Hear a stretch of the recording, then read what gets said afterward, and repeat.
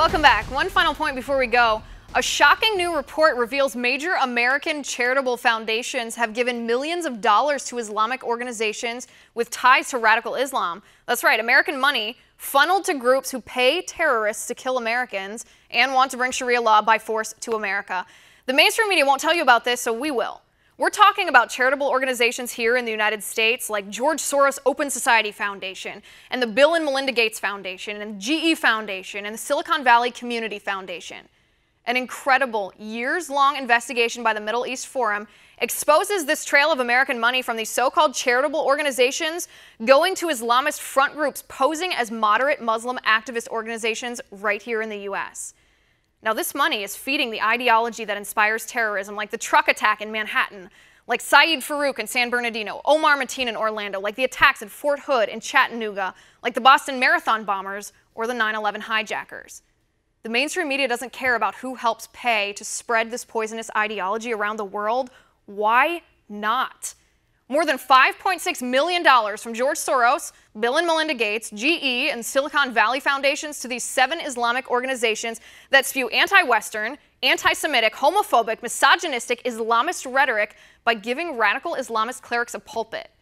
The Bill and Melinda Gates Foundation gave $1.3 million to Islamic Relief Worldwide in 2014, a group that accepted money from an al-Qaeda front group and whose founder was a senior member of the Muslim Brotherhood. The GE Foundation gave over $537,000 to Islamic Relief Worldwide and to the Islamic Circle of North America, a group that supports the establishment of an Islamic caliphate and who sponsored radical cleric Anwar al-Awlaki to speak at one of their events. Not to mention the 6 members of their group who were arrested for plotting to wage terror attacks. George Soros Open Society Foundation gave $625,000 to the Islamic Society of North America, a group with ties to the terror group Hamas. The Silicon Valley Community Foundation gave more than $330,000 to Islamic Relief and to the Council on American Islamic Relations, a group whose founders are rotting in prison for terror-related charges. This is a major story with real-life impacts. Our family and our friends are under attack.